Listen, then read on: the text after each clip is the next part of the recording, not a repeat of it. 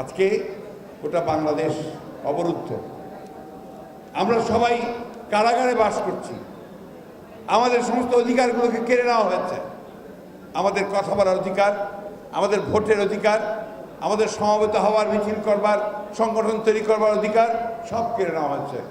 এর বিরুদ্ধে আমাদেরকে জাতীয় ঐক্য গড়ে তোলে, সমগ্র মানুষকে ঐক্যবদ্ধ করে দেশ নেত্রীর নেতৃত্বে আমাদেরকে আমাদের অধিকারগুলিকে ফিরিয়ে আনবার জন্য লড়াই করতে হবে।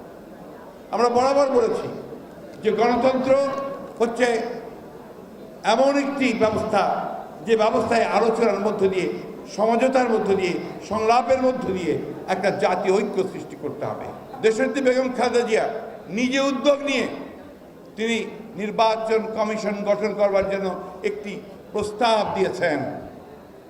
সাথে সাথে আওয়ামী লীগের সাধারণ সম্পাদক সেটাকে অন্তঃসারশূন্য বলে নাকচ করে দিলেন। রাষ্ট্রপতি যখন ডাকলেন, আমরা একটু অবাকই হয়েছি যে সরকারি দল তারা আলোচনা করতে চায় না, প্রেসিডেন্ট সাহেব ডাকলেন কেন? আমরা জানি না সেই ডাকার মধ্যে কোনো ছলচাতুরি আছে কিনা। আমরা বিশ্বাস করতে যাই যে আন্তরিকতার সঙ্গে প্রেসিডেন্ট সাহেব ডেকেছেন এবং আন্তরিকতার সঙ্গেই তিনি একটি নিরপেক্ষ সার্চ কমিটি গঠন করবেন, যার মধ্য দিয়ে একটি নিরপেক্ষ নির্বাচন কমিশন গঠন করা হবে। আর যদি তা না হয়ে থাকে তাহলে আগের বারের মতোই আবার একটি মেরুদণ্ডবিহীন সরকারের বসঙ্গত একটি নির্বাচন কমিশন গঠন করা হবে, যা কোনোদিন এই দেশের মানুষ মেনে নেবে না। বন্ধুগণ, আমরা খুব পরিষ্কার করে বলতে চাই, আমরা আলোচনা চাই, সংলাপ চাই, রাজনৈতিক দলগুলোর মধ্যে পারস্পরিক আলোচনার ভিত্তিতে দেশে একটা গণতান্ত্রিক পরিবেশ সৃষ্টি হোক, এটাই আমরা চাই। আমাদের দেশের সেই কথাই বলেছেন। দুর্ভাগ্য আমাদের যে আগেই প্রধানমন্ত্রী সেটা নাকচ করে দিয়েছেন।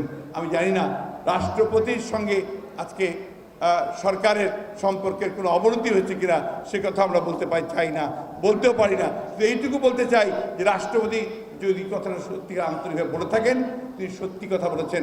এই দেশের মানুষ সংলাপের মধ্য দিয়েই এই রাজনৈতিক সংকটের নিরসন চায়, এর একটা শেষ করতে চায়, শেষ দেখতে চায়, জনগণের সরকার প্রতিষ্ঠা করতে চায়, জনগণের শাসন প্রতিষ্ঠা করতে চায়, সুশাসন প্রতিষ্ঠা করতে চায়।